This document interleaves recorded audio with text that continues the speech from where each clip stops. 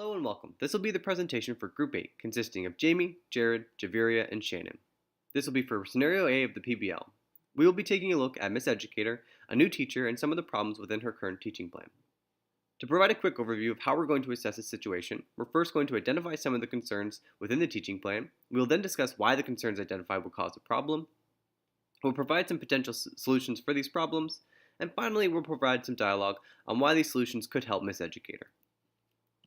Although there were a number of concerns within the teaching plan, we have chosen to focus on three in particular. The focus on transmission-based learning, having unclear learning objectives, and a heavy reliance on summative assessment. Looking at transmission-based learning, Miss Educator expresses she's an expert in her field and wishes to share her information by providing verbal lectures, consisting of little or no supplemental teaching aids or support, such as PowerPoints. This does cause a number of reasons for concern. Evidence supports that using a transmission-based style of teaching dissuades students from being an active participant in their learning. It even assumes at times that active participation is not necessary, which isn't true for most types of learners. This type of teaching also does not account for students' previous understanding of the subject matter. It does not allow them to have proper engagement or discussion regarding this previous understanding that allows them to make the connections that are necessary for learning at times. This type of teaching focuses on skills and facts, but little on the relationship between the two that leads to deeper learning and critical thinking. Evidence supports that students feel they receive more applicable learning when receiving deeper learning and meaningful feedback. The second issue is unclear learning objectives. Miss Educator has gone about developing her content without first identifying clear learning objectives for her students. Without first identifying these objectives that the course should meet, it is very difficult to develop content and subsequently create assessments. Miss Educator has developed content and assessments based on ease of marking, as well as influencing the student's perspective towards her, which isn't the best way of doing this. Due to not articulating the objectives prior to making the course, Miss Educator's assessments are extremely unbalanced. Some tests are made up of very few questions, and others are made up of far too many and lots of content. Having a test each week of the course is more likely to encourage the students to focus on test performance rather than learning the material. While multiple choice prove to be objective, they also reduce what is tested in order to provide readily markable and reliably markable tests. This excludes testing focused on critical thinking and problem solving. Finally, Miss Educator has utilized only summative assessments to evaluate her students. This can create a learning environment that supports learners to be better test takers rather than gain proficiency in the subject matter.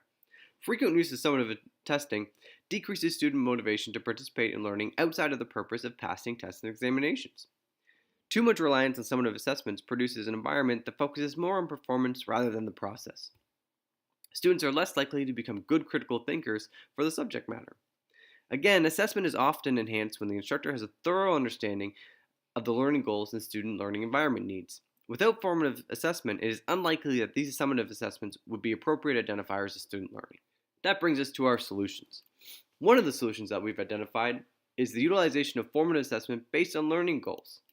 As alluded to previously, assessments are best utilized when directly based off of clear learning goals. If Miss Educator were to directly identify the learning objectives for her students, she could also implement alternative formative assessments that would help her to modify and direct her instruction based on student needs. For example, with learning goals in mind, she could use an online forum to encourage self-assessment and reflection. At the beginning of the course, she would have the students set learning goals for themselves based on projected outcomes. Throughout the course, she can use these goals to direct self-assessment and reflection. These assessments and reflections done by the students will allow them to provide valuable information on where they feel they are at their learning. Miss Educator could use this information to make changes and modify her teaching strategy to ensure that she's meeting all the students' needs.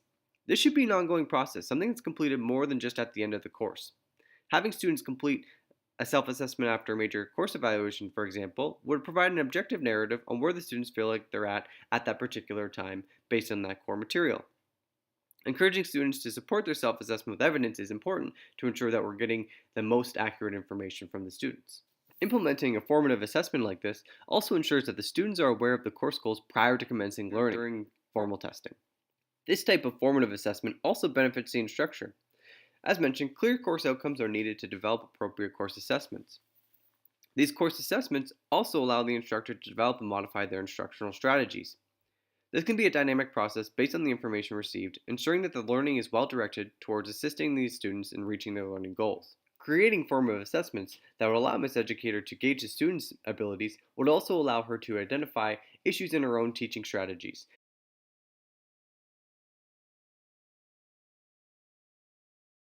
The other solution we have identified extrapolates on the use of the aforementioned formative assessments to create more beneficial summative assessments.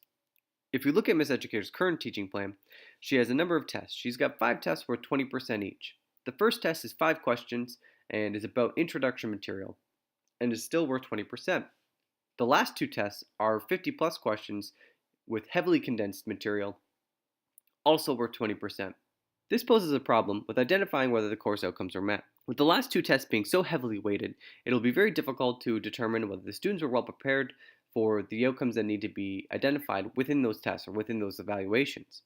If Miss Educator was to use the more frequent and detailed formative assessments as a guide, she could create a broader summative assessment that would be a good gauge of the entire course content. By increasing the number of informal evaluations and providing even a small course weighting, Miss Educator would be able to decrease the high-stakes nature of each test.